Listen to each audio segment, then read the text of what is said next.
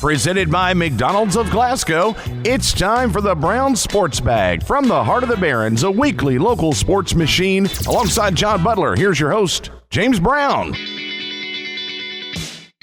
Well, we're back again this week here on the Brown Sports Bag. James Brown, John Butler, presented by McDonald's of Glasgow. And today, right off the top, we're joined by Mark Woodcock. He's the assigning official of officials for softball in the 4th region. Is that how that works out? Yeah, that's right.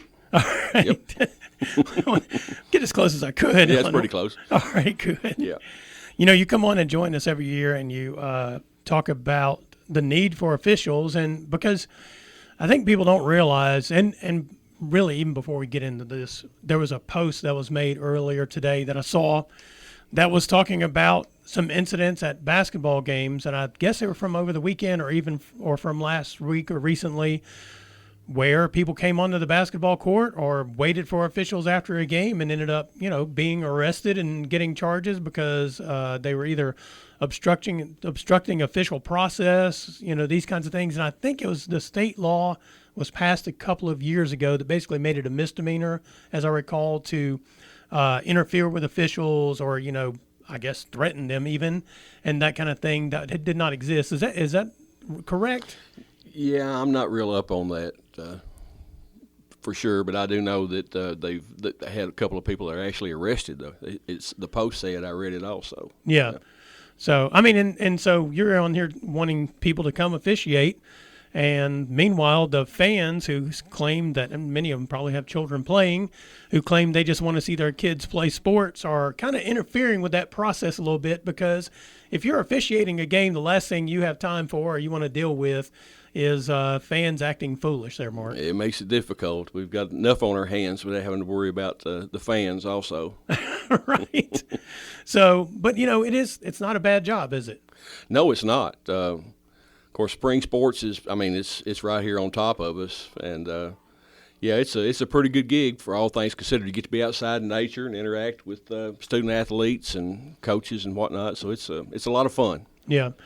So first, tell me how, if a person is interested in being an official, tell me how they learn more about that. Well, it's a really easy process now. It's as far as the registering and the testing and everything, it's all online. All you have to do is register with the Kentucky High School Athletic Association, and the link is khsaa.org, and that'll take you straight to the place where you register. You'll pay a fee and then take a 50-question test. You have to make it's an open book test, multiple choice, and it's like I said, it's only 50 questions, and you have to make 70% on it. Mm-hmm. After you do that, then you have to join a local association, and I'm the assigner for 4th region, and that stretches all the way from Todd to Clinton. Actually it's biggest as far as miles, largest region in the state. And once you do that and come to some meetings for training and everything, you're in. Mm-hmm. So I think also in the past, if somebody wanted more info, they could get in touch with you, and you could kind of explain, some of the details if they didn't understand by going to the website. Oh, absolutely. Yeah, James. I would prefer, if anybody's interested, just to contact me first right off the bat, and I could give you the lowdown on it as far as how long the games will last and what time the game starts and the pay fees and things like that. So, yeah, contacting me is probably the easiest way to go to get you started. Mm-hmm. What's your phone number if you want to give that out? Sure, yeah, absolutely. My phone number is 270-646-8994. Yeah. There's not a real – is there an age for 18 or older? Is that it? Or, well, I would think college students who used to play, maybe they didn't even used to play. I would just think it'd be a great extra money for college students as well. Yeah, it's a great gig for college. They waive fees. KHSAA waives fees. Association waives fees. You're out your equipment, your uniforms, and everything like that. That's one of the downsides to spring sports. You have to have all the gear if you don't have a call. It costs you $300-400 to get started, just as far as equipment and uniforms and everything. That's good 1 week of work, though, right? You're right, John. Yeah, that's about 1 week of work right there, and it's a 9-week season. So, Okay. and you can get all the work that you want. Yeah. And it's just not this season, too. I mean, there's travel ball in the summer, and there's money to be made. Golly, probably from March through November anymore, right? And if you want to travel, I've got probably 2 or 3 crews that they call from Missouri to North Carolina, in the summer and work, tournaments and things of that nature. But the age has dropped now. KHSAA's, they formed a youth program now, a junior program they call it. And if you're under 18, you can call any level now other than varsity level. So that's JV, freshman, middle school, also during regular season, during the regular, and then we have games in the fall also for middle school. So they've opened it up quite a bit. Now, I think that was the thing that happened the last couple of years. Well, maybe a little bit longer than that. Yeah, I think it was 2 years ago is when they started that program in the fall. Last season was actually our first season for softball that we had that. Yeah. What was the response to it? Was it pretty good? Yeah, I actually had 3 sign up. Okay. And they all worked in the fall for me in middle school softball. I don't know if they'll be able to. They're all athletes also, and I think they're playing right now, so I don't know if they'll be able to help out any in the spring, but they can get plenty of work in the fall also. Well, it's not good. It's not a bad idea to have that pipeline get started early because, from what I can tell, officials, once they get going, they really love doing it, and they do it until they just can't anymore. Well, you're yeah, unless work changes or something like that, you move out of town. But I've got a lot of officials that have been doing it a long time. But we need like you said, we need the pipeline as far as younger officials coming up. Mm-hmm. Season starts. Our games begin in March the 8th. I believe that's a Saturday. We have scrimmage games that begin that week, and then the entire next week is scrimmage.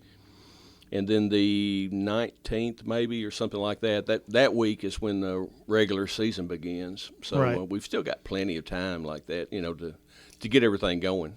Now, how many officials would you love to have doing your softball games in the spring? Well, I'd like to have 40 people on the roster if I could have that many. And with the availability as far as, the games start at 5:30 in the afternoon. And sometimes people have other things going on with family or work or whatever, and it sounds like a lot of people, but it's really not that many. Mm-hmm. How many do you have right now? I think I'm on 32 right now. Okay. So most of those are returning. I think I've got 4 new ones right now. Yeah. And you may schedule on like a typical Tuesday, will there be 10 doubleheaders? Well, probably in the region? See. Or more than that? It'd probably couldn't be. Yeah, there could be over that. I'd say I average probably about 6 or 8 every day. And most of the games are Monday, Tuesday, Thursday.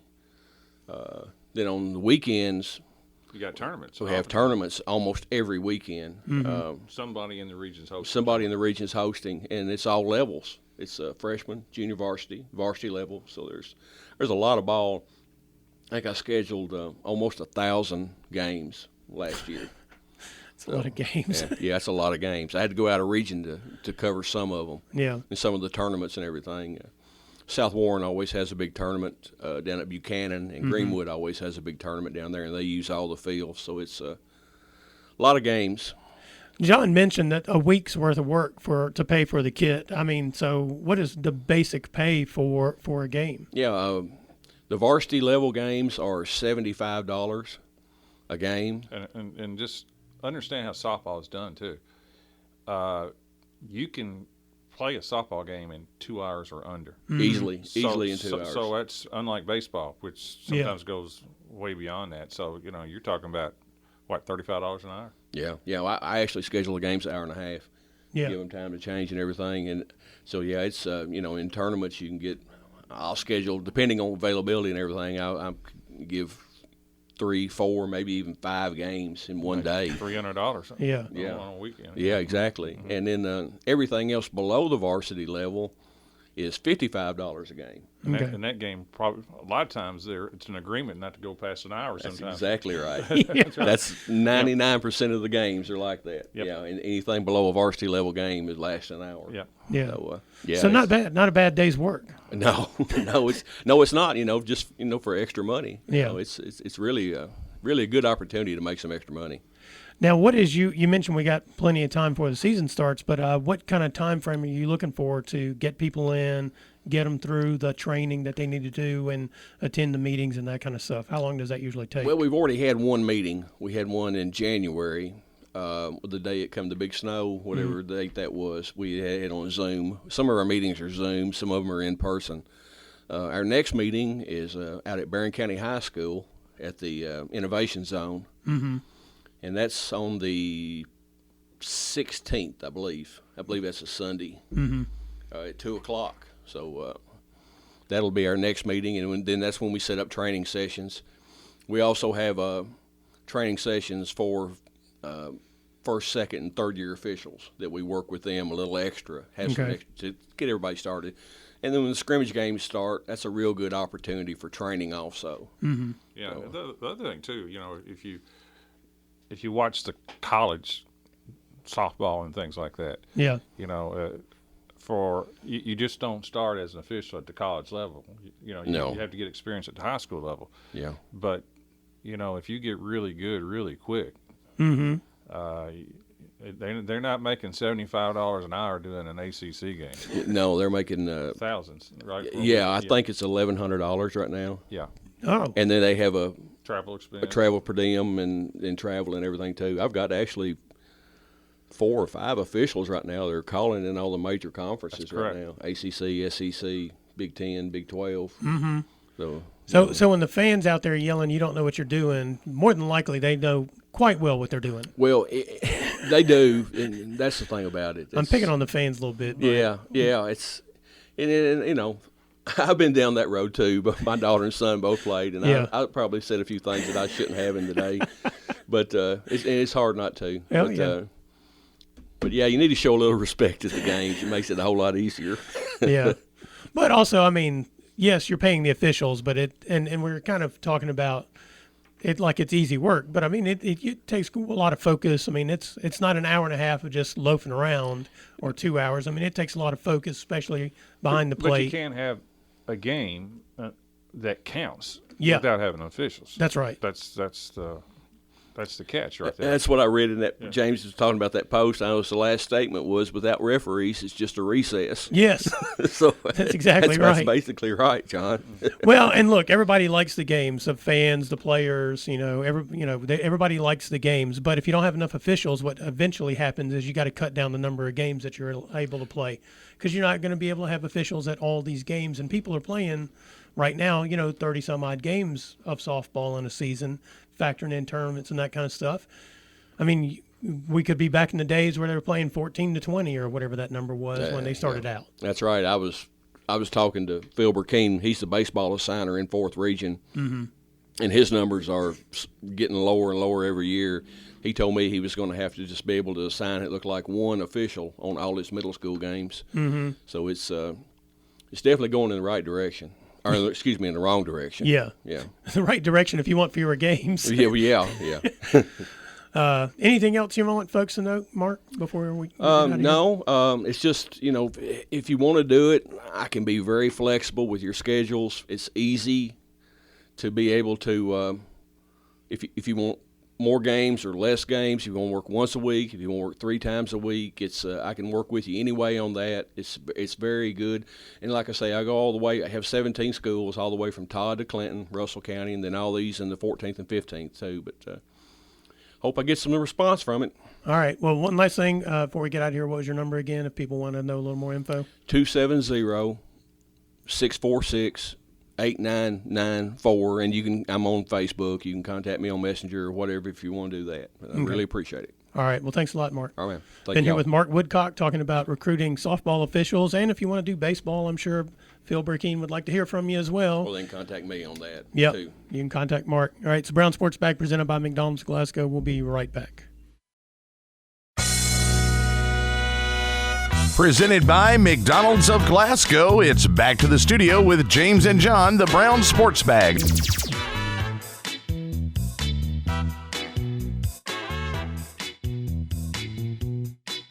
Welcome back. James Brown, John Butler here.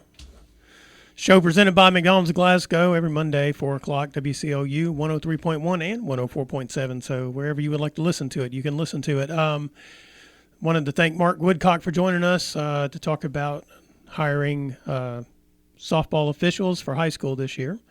Needs about probably 6 or so to get to the number he really wants to have. I think he said he had 32 right now. So if you're interested in that, I'll have the show online. You can go back and listen to it and get his phone number, or if you, as he said, you can hit him up on Facebook Messenger if you want more info about that or about being a baseball official. John, we're going to start with the Berrien County boys because they had a pretty impressive win last week against Greenwood. Played really well in that game. Greenwood coming into that game was probably thought to be the third best team in the region behind Warren Central and Bowling Green. Berrien may have jumped up there and made a case for themselves as the third best team in the region with that win. Anytime you can beat one of the Bowling Green schools, it's a good win in boys. Yeah. Anytime you can beat anybody in that district, whether it's South Warren or Greenwood. I mean, Warren Central and Bowling Green is at a whole different level, but still, that district, you could argue, were 1, 2, 3, and 4 in terms of the ranking. So, yeah, that was a good win against Greenwood. 71-65, put up a lot of points. Cade Hardy was tremendous. He had 26 points. He was 6 out of 7 from threes. Yeah. And Bray Bewley had 19 points. Berrien was 11 out of 21 from threes. Yeah. And when Berrien shoots it well, and they are going to be tough to beat because they're always going to defend well, and probably their problem, especially early in the year, is scoring, just not putting up any points and so forth. But they look like to me they've kind of found that rhythm a little bit, and Cade Hardy in particular is shooting the ball extremely well right now. Yeah. But yeah, that was a good win against a good Greenwood team, well coached. Will McCoy's down there coaching them, but to beat Greenwood at Greenwood, yeah, I think it's arguably the if it's not the best win of the year, it's one of them for sure. Mm-hmm. Yeah. It was as you mentioned, Cade Hardy caught fire in the game, and he's kind of one of those guys as a shooter. We've been waiting for him to have a game like this because you can tell he's got the ability. And the way the offense works, sometimes he just doesn't really get as many looks. Well, he caught fire against Glasgow in the second half. That's right. He had two big threes there. Yeah, and he's seems like to me the last 4 or 5 games he's shooting the ball much better than he did earlier. He shot it real well last year. Yeah. And he's got a nice little pull-up game where he can make it 15-footer, but he also has good range on his three. Mm-hmm. So that was a good win, and Berrien doubled down on that win and went to Monroe Saturday night and got a 58-48 win at Monroe, which is never an real easy play to play. Monroe's got a very experienced team.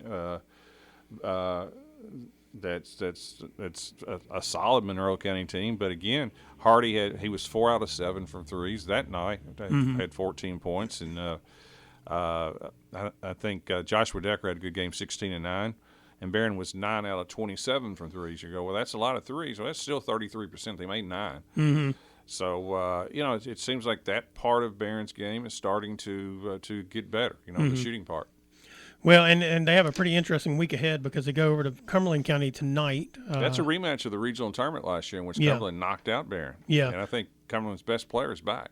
Yeah, Cumberland is pretty good this year. Yeah, that's probably a pick 'em game, toss-up game between the two. Yeah, historically that wouldn't be the case, but Cumberland, this is the best run that I can think of in the 21 years I've been here covering. Just 3 out of 4 years potential. Well, they made it to the region 2 years out of 3, and then they've got pretty much everybody back from last year that was a key contributor. Right. So this is the most talented I've seen Cumberland County on the boys' side since I've been around. Now, I don't know what the atmosphere is going to be like over there. It's a Monday single, weird night. JV varsity, so it's kind of a weird night to play and so forth, but Cumberland County does have a good basketball team. Yep. And you can hear that one on 104.7 tonight with WCLU Burgundy with Jay Turner on the call. Pre-game's going to be 6:45, 7. It just depends on how long the JV game goes. You never know exactly when the varsity tip is on a JV varsity night. And then they host Franklin Simpson tomorrow night. Franklin's down this year, and then they play or host the Dare on Saturday night. That'll be a good matchup. So I think 2 of their 3 games, and Franklin's always one of those. You just never know what you're going to get. Franklin is down, but you still have to play because they're athletic. But no, Adair is one of the top 20 teams in the state, defending 5th region champion. Yeah, I think they're like 20-3, 20-4. Mm-hmm. Very, very formidable. Yeah, so strong schedule for the Trojans this week. We'll get to see in a variety of kind of different teams that they're going to play against. So it'll be an interesting week for them. Then the Scotties, they're still struggling to score. I talked to you, I think it was yesterday, that they've not scored over 50 points since the loss to South Warren, I think it was, going back. So almost 2 weeks now. They've really struggled offensively, John. Yeah, it's been tough. They had 2 games last week and lost to a struggling Metcalf. Metcalf is struggled more than I thought. They had their 3 best players back, and they're like 8-18, something like that. Yeah. 8-4. The game was close, 52-46, but again, just not enough points. Both teams have explosive offensive players. I mean, Metcalf in particular has 2. The Button kid and the Jesse kid can just light it up. So Glasgow's good enough defensively, but they just struggled to score. JoJo Driver had 13 points, but Glasgow only played home. They only took 6 free throws, only made 2. You go 2 out of 6, and you get beat 6 at home. That's an unhome cooking right there. Just not a lot of free throws. And then go down to Clinton, and Clinton's 22-1. Yeah, they might be the 3rd best team in the region. And lost 68-49, though Glasgow was either up 1 at half or down 1. I can't remember. Yeah. So very competitive, but game kind of got away from them in the 3rd and then the 4th quarter. And, again, only shot 6 free throws, 3 out of 6. So not getting to the line. Jalen Bradley had a good game. He was 4 out of 7 for 3 and had 18 points. And like a lot of – it's kind of the theme with Glasgow. They are in games in the 3rd quarter, but have not been able – they only won 3 games, just have not been able to kind of to finish and so forth. Yeah, it's I know it's frustrating, too. It has to be frustrating for them. Yeah. We mentioned the fact that they hadn't scored more than 50 points, I think, in 2 weeks, and yet they're in the position to do this in almost every one of these games, actually probably every one of these games, and it's like the offense just goes flat somewhere in the second half, and they just can't quite put a whole game together. I mean, that's kind of been the case for them the whole year, even before Jarek Martin came back. Even going back to the beginning of the season, they lost 2 or 3 games early in the season where they just couldn't finish the games, and I'm sure Coach Stockton and the players are like, I'm not sure exactly what our problem is, and it's one of those that sometimes they just build upon themselves, sort of like the hot shooting can build, the cold shooting can build upon itself too, right, John? It can, part of it is confidence and so forth, but it's, they're 3-16, but their players, they have good enough players where they're capable. You would not feel. Sometimes you play a bad team that has a bad record, and there's really nothing. You can't conceive of a way to lose. You just go in the game. They full on earned that record. That's correct. With Glasgow, I would think outside of maybe Bowling Green or Warren Central, you would be uncomfortable facing them. Yeah, because they've been in games. You would look at them, and if you remember what they were last year at times. Now granted, the loss of the guard. J.C. Walbert. Yeah, that turns out that may have been bigger than we really realized to start with. That's exactly right, because he's really the only one that they lost, and the Martin injury, but he's back now. So Glasgow still has 2 weeks to get it cranked up for. Hopefully, they can play their best game in the first round of the region. Yep. Meanwhile, they have what's the Glory Road game, the Heritage game tomorrow night. They're hosting Caverna. And there's going to be a plaque presented. It's in celebration of the glorious high school basketball gyms of yore. And technically speaking, even though the gym's been remodeled at Glasgow High School, it is the one they played in when they won the state championship in '68, I guess. So it's technically the same part of the school, even though everything else is different around it. And so that's going to be a thing that happens tomorrow night. And then they'll play at Allen on Friday and at Warren Central on Saturday. The Allen County game no longer really matters as it did. Well, I guess it does. No, because Allen lost to Warren East. Not in the boys, it doesn't. Yeah, it does doesn't. in girls, but not in boys. So, so that game, Glasgow's in the 2. Well, they're in the 3 slot. Allen's going to be in the 4 slot for the district. But meanwhile, though, they're going to play Caverna and Warren Central. That's 2 good teams they're going to play. Caverna beat LaRue County 72-50 on Friday night for homecoming, and in the 18th district contest that secured that Caverna and LaRue are more than likely going to play again in the first round of the district at LaRue, in a couple of weeks. But it was an impressive win by the Colonels. Yes, it was. All 5 starters were in double figures. Yes. All 5 starters were only one that scored. Yes, that's right. But they're all between 18 and 10 points. Yeah. And beat a really at one time LaRue's in the top 20 in the state, and LaRue's coming off double-digit losses to Green and Caverna. Mm-hmm. So I don't really know what's going on with LaRue. They play Green again tomorrow. LaRue does on Tuesday at LaRue. But, it's a good win, very good win for Caverna. Yeah, and got to be a little bit scary if you're Glasgow facing them tomorrow night because they were kind of in a bumpy road. We knew they had the talent to be better than their record. They have played a tough schedule, and maybe that's starting to pay off where they're learning how to play maybe with the focus and intensity they need to for a whole game. And we'll see how we'll see what it looks like when they play Glasgow tomorrow night. And then Caverna is going to turn around. They're going to host Evangel Christian on Friday. So, I mean, they're keeping up with that tough schedule they've been playing. On the girls' side, the Trojanettes, they've won 2 games last night, really rolled through Greenwood and Monroe without much competition, honestly. They won. They are 20-2 now, and they've won 13 straight. Yeah.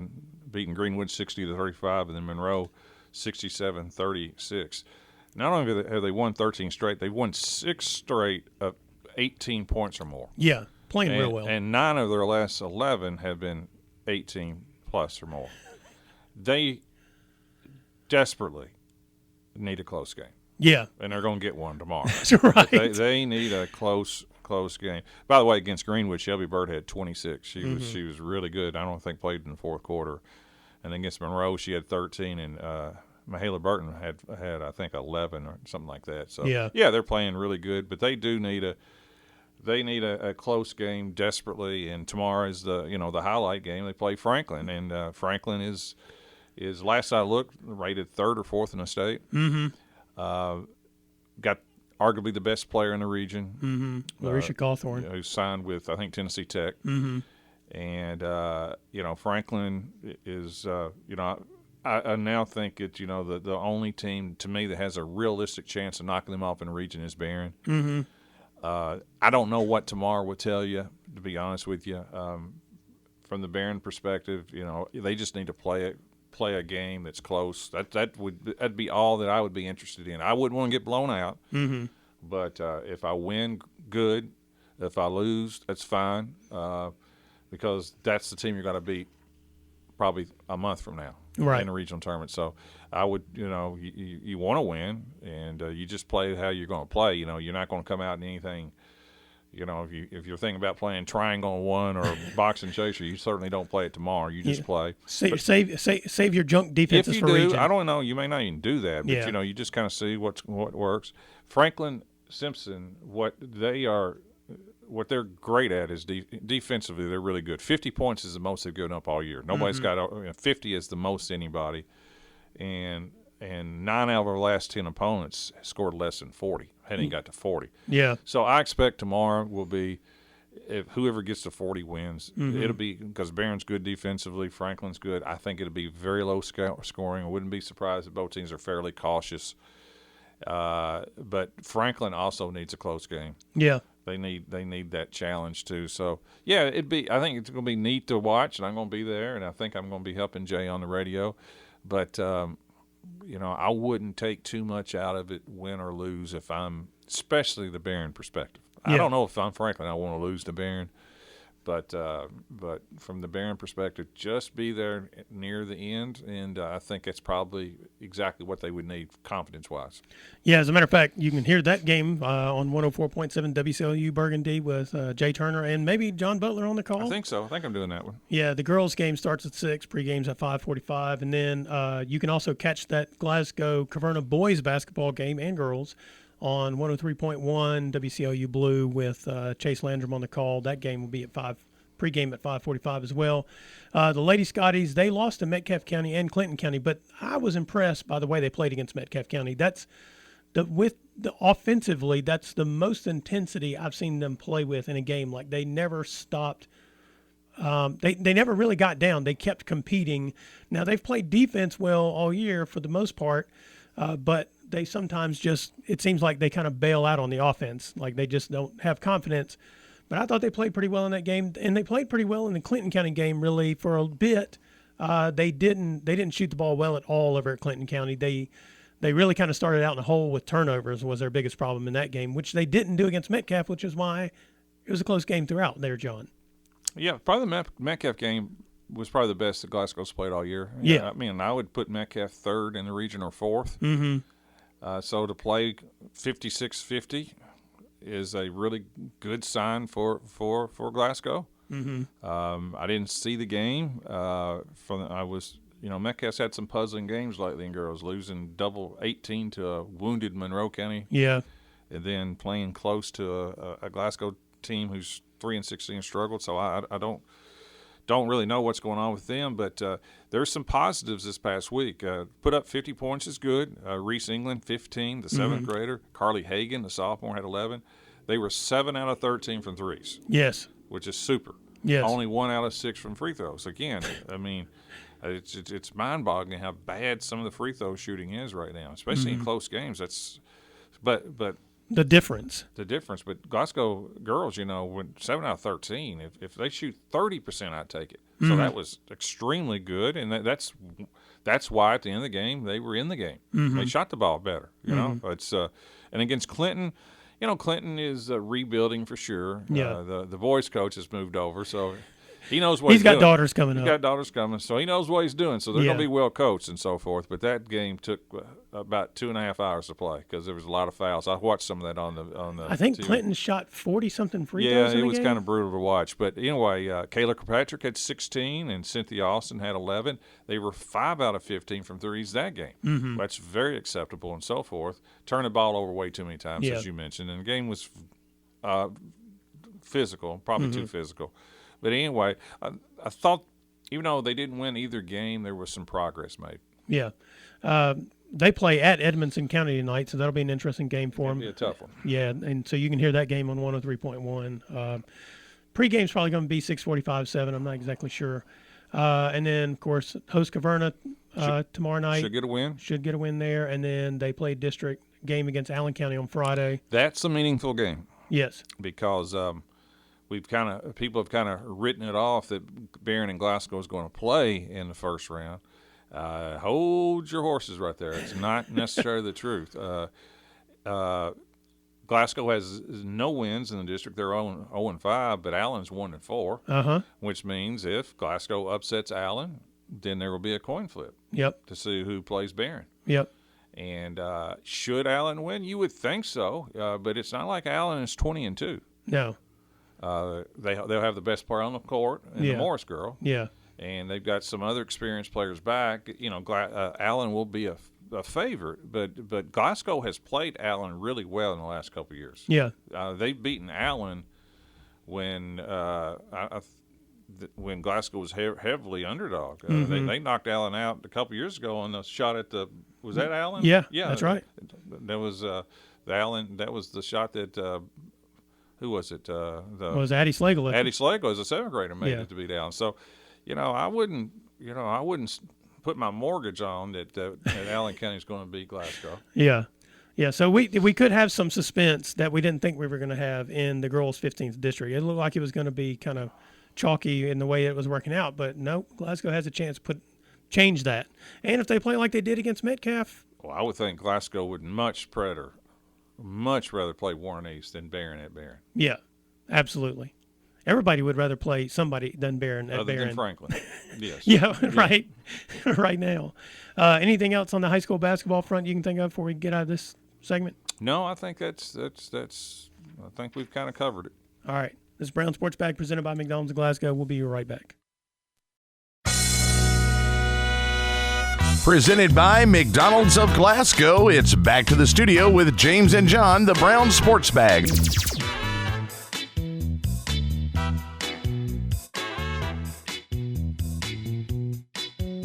Welcome back to the Brown Sports Bag. James Brown, John Butler here, presented by McDonald's of Glasgow. Every Monday at 4 o'clock on WCOU. We're going to chat a little bit about some professional sports. We're actually going to start with the Super Bowl, which is this coming Sunday. It's the Chiefs and the Eagles, in case people forgot from the last week.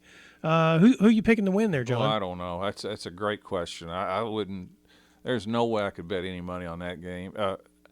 Yeah, I think the Eagles are better. Just personally, I think they're better. I think their offensive line – they got the best running back in the league, it looks like. They got two great receivers. Their defensive line, they're number one defense in the league.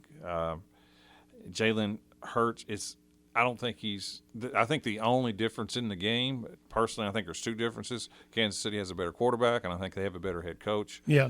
But other than so it's hard for me to pick against Patrick Mahomes. Been going for 3 straight Super Bowls, and they're so well prepared and coached. I do think Philadelphia is slightly better, but I have, if I had to pick, I would begrudgingly pick Philadelphia. Though I mean, it would be begrudgingly right now. It could always change because I would never feel comfortable picking against Patrick Mahomes, and it's not just Patrick Mahomes; it's Andy Reid and Patrick Mahomes and that defense they got.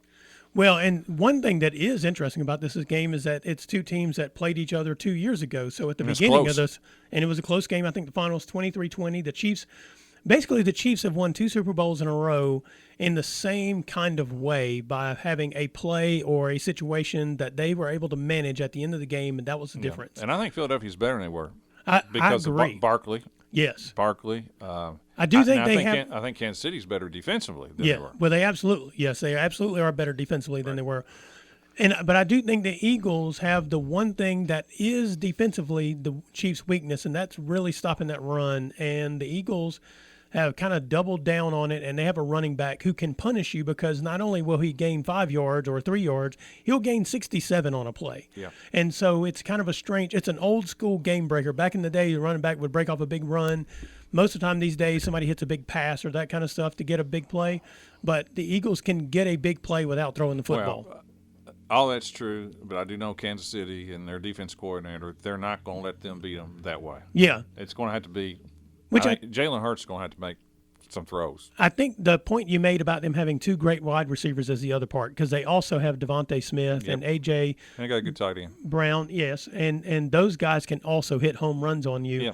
So the Chiefs are finally in a pickle against a team that can kind of do everything on offense, even though Jalen Hurts sometimes you scratch your head at. The only thing that I'm hesitant with Philadelphia is the quarterback and head coach of the other team, Kansas City. Yeah, and right. I mean, they're 17-1 and going for the 3rd Super Bowl. Yeah. And I think this team, Kansas City, is better than last year's Kansas City team. I know they're better. Yes, they absolutely are. So, that's what's, kind of holding me back from just definitely going, I think Philadelphia's going to win. I don't know. Yeah. And one thing we've not talked about all year is the NBA. And if you want to make a splash, what happens is you trade one of the best players in the league for one of the other potentially best players in the league, at least both when they're healthy. And it looks like it was just done because the Mavericks trading Luka Doncic to the Lakers for Anthony Davis. We're just kind of tired of dealing with Luka Doncic, and so they decided to ship him over there to Los Angeles. Now, if you're a Lakers fan, you're like, well, of course, this is what happens because we always get our man at some point in time. If you're everybody else in the league, you've got to wonder how they manage to seem to do this every, 7 or 8 years. Yeah, it's it's kind of the NBA right now. The ratings are down and everything, but and what draws the most attention in NBA now is trades. Yeah. Free agency and trades. That's what people, get more excited about than the games themselves. Yeah. But it's I do think it says a lot about at least what the general manager who pulled the trigger, Dallas, thinks about Luka. Mm-hmm. I mean, that's what it comes to. He's 25. Yeah, and he almost single-handedly took him to the NBA Finals last year. That's correct. And listen, I've said for years that he complains to officials way too much. Yeah. He doesn't guard anybody. No. But he is an incredible offensive player. Yes. And to give up on a 25-year-old who hadn't even got to his prime. Yeah. I think overall it's a great move for anybody to get him. Mm-hmm. To be honest with you, because maybe it lights a fire under him, and he does I think all it will. I yeah. think it'll probably anger him and light his fire because his conditioning is a problem. Yeah. And maybe that will do what it takes but to give up on that, man. And Dallas got a good play. I mean, Anthony Davis but he's also turns 32 next year. Yeah. And or this year, prone. turns 32 this year. He's also injury proof too. So now you put him with Kyrie. Mm-hmm. In Kyrie's history too. Kyrie's been really good at Dallas. Yes, he has. But I mean, it just seems short-sighted to me. Yeah. I mean, maybe they're just tired of him. I mean that's possible. But I couldn't ever pull that trigger if I'm Dallas. There was just no way I could do something like that. Yeah. And they probably got more somewhere else. Maybe, I don't know. Just got Davis and one player and one number second one round draft pick. No, or they got a number one. Okay. But in the NBA, those late number ones don't really add up to much. Pretty much So worthless. but it was only the two teams are only two that talked, and they were good friends. That part is amazing. Well, isn't because if it gets out, then you have disgruntled players, yeah. and then you have agents, and then it spirals. Then you got the Jimmy Butler situation in Miami where you can't do anything with him. Yeah. But it did cost him over 100. It did cost Luka over $100 million. Yeah. And because he's not eligible to sign whatever they call it, Supermax for $350 million for 5 years. He can't get that. Right. So I mean, listen, he's not going to be begging for money, but it did cost $100 million's $100 million. Yeah, they traded him and they cut him by $100 million by doing so, which is also kind of signifies maybe just how sick and tired they were of dealing with him. And mentioning the way he is in terms of playing defense and complains and all that. He and James Harden, as great as they all have been in their careers as offensive players, are two of my least favorite players to watch they're play ball basketball. Dominant. Yeah, maybe maybe maybe LeBron can help him. Yeah, we'll see. Yeah, we'll see. For all of my, issues I've had with LeBron or so forth, he's the best conditioned athlete probably in history. Yeah, you can't knock what he does in his offseason. So maybe LeBron's, experience and things may actually end up helping if LeBron stays. Yeah, right. They may not be done. Yeah, they may not be. Because this trade was not for LeBron. No. At 40. Right.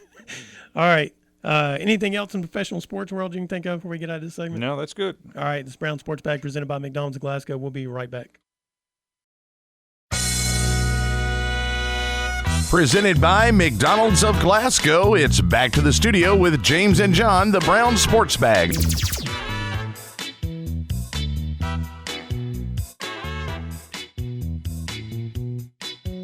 All right, we got a couple of minutes, so we have to get out of here. John, Cal came home and ruined February for Cats fans on Saturday. Honestly, I was shocked they won the game, but I'm guessing the injuries and just other things are really causing Kentucky problems. I think it does hurt Kentucky. I mean, I think if you ask Kentucky fans at the beginning of the week, would you take 1-1? I think they'd say yes because they got the win at Tennessee. Correct. Without their point guard. Uh-huh. They actually won the game that I never thought they would win, and they lost the game I thought they probably should win. But without the point guard, they lose not only a point guard, but they actually have 2 point guards out because they have the Kurt Krischer or whatever. He's been out forever. But Butler is toughness, so he's the one player that really guards, and that I think it really you can win one game. It's hard to win consecutive games when you have your best player out, and I think he's their best overall player. But give Cal credit. They came in and they played loose. Cal is good when he's the underdog. Yeah. The team played loose. They shot it unbelievable. I mean, DJ Wagner looked like Curry from the he looked State. like a Wagner. Yeah, I mean, he shot the ball better than I've ever seen him. They just played out of their minds, and give them credit. They played loose, and Kentucky, I didn't think played very well. Yeah, and then real quick, Louisville lost their first game since they lost to Kentucky. Won 10 straight and knocked them out of the top 25, which I thought it might because the ACC is so much weaker than SEC right now. But boy, even though 11 out of the 25 teams lost, I thought they may hang on. But yeah, that wasn't a good. It's hard to win on the road, but that was a bad loss for them. Meanwhile, WKU ran over New Mexico State 101-69. Yeah, they're playing good. They are. So, kind of a bumpy weekend for Kentucky and Louisville. Good weekend for WKU. And that's the end of the show this week. Brown Sports Bag presented by McDonald's of Glasgow. We'll be back next week at 4 o'clock. James Brown, John Butler.